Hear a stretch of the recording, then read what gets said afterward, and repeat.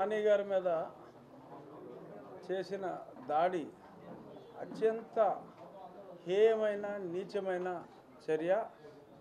వారిని ఇప్పుడు కలిసి పరామర్శించడం జరిగింది.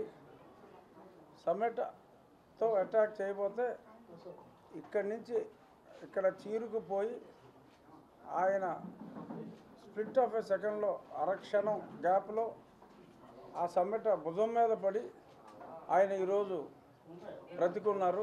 లేదంటే వాళ్ళు చేసిన ఈ దుశ్చర్యకి మరి ఏమై ఉండేదో ఆ ఊహే చాలా భయంకరంగా ఉంది. ఎప్పుడూ కూడా 20 సంవత్సరాల క్రితం, అది కూడా ఈ ప్రాంతంలో కాదు, అదర్ పార్ట్ ఆఫ్ చిత్తూరులో ఏవో జరిగినాయని విన్నాం. కానీ మరి ప్రశాంతమైన ఆధ్యాత్మిక నగరమైన మరి తిరుపతికి ఈ 5 కిలోమీటర్ల రేడియస్లో ఇంత దారుణంగా మరి వ్యక్తులు, హంతకులు విచ్చలవిడిగా తిరిగి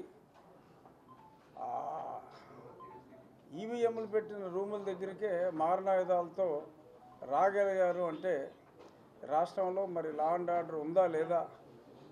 ముఖ్యంగా దీని గురించే మరి వాళ్ళ చీఫ్ సెక్రటరీ గారిని కానీ డీజీపీ గారిని కానీ కూడా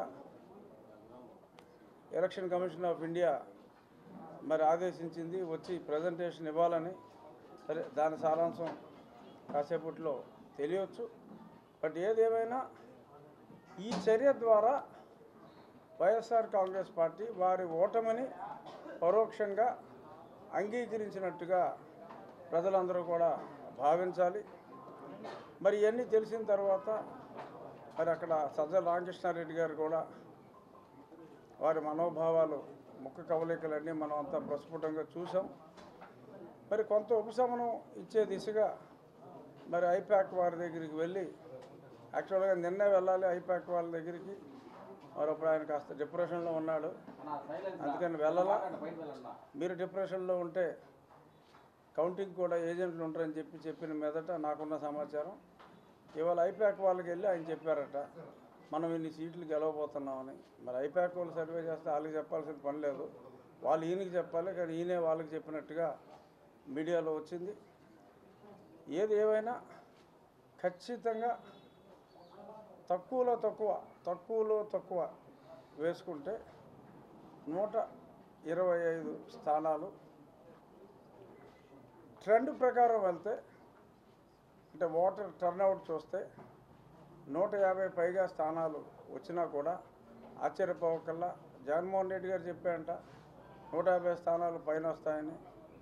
మరి ఉన్నవే 175 స్థానాలన్న సంగతి ఆయన మర్చిపోయాడేమో. మరి ఆయన ఎందుకు అన్నాడో మతిలేని మాటలుగా మనం భావించాల్సి వస్తుంది. కేవలం ఈలోపు ఈ 4వ తారీఖు వరకు కూడా మరి ఎన్నో ఇటువంటి దాడులు ఎన్నో జరగవచ్చు.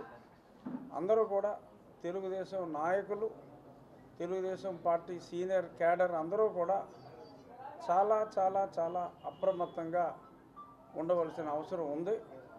4వ తారీఖు రిజల్ట్స్ వచ్చిన రోజు కూడా, ఎందుకంటే మరి చాలామంది కొమ్మినేని శ్రీనివాసరావు గారు చెప్పారు, ఎవరో పందాలు అయితే కాయకండ్రా బాబు అని చెప్పి ఇందాక నేను చూసా.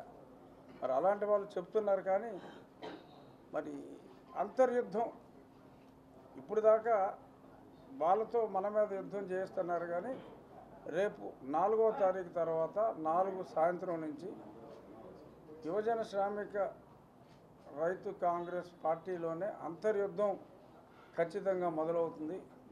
మీ వలన మేము ఇంత దారుణంగా నాశనం అయ్యాం, మేము రోడ్డున పడ్డాం, మీరు ఇలాగ 150 సీట్లు వస్తాయని 25 సీట్లకే పరిమితం అవటం, దానివల్ల మేము ఆర్థికంగా సామాజికంగా అన్ని రకాలుగా దెబ్బతిన్నామని చెప్పి ఒక రెవల్యూషన్ విత్ ఇన్ ది పార్టీలోనే, వాళ్ళ పార్టీలోనే రెవల్యూషన్ వస్తుంది. మన మీద చేసే ఈ దాడులకి అప్రమత్తంగా ఉండవలసిన అవసరం ఉంది. ప్రతి దాడులకి అవసరం లేకుండా చాలా జాగ్రత్తగా తెలుగుదేశం పార్టీ శ్రేణులన్నీ కూడా భారతీయ జనతా పార్టీ మీదకి వెళ్ళాలంటే అంత దమ్ము లేదు. సో కాబట్టి వాళ్ళ దృష్టి అంతా కూడా ఎక్కువగా తెలుగుదేశం పార్టీ కేడర్ మీద ఉంటుంది. కాబట్టి తెలుగుదేశం పార్టీ క్యాడర్ అయితే అత్యంత అప్రమత్తంగా, ఎస్పెషల్లీ పోటీ చేసి ఆల్మోస్ట్ అందరూ గెలవబోతున్నారు కాబట్టి నాకులాగా నానిగారిలాగా పోటీ చేసిన వాళ్ళందరూ కూడా చాలా చాలా చాలా జాగ్రత్తగా సెక్యూరిటీ అలర్ట్తో ఉండాలి అని చెప్పి మొత్తం అందరికీ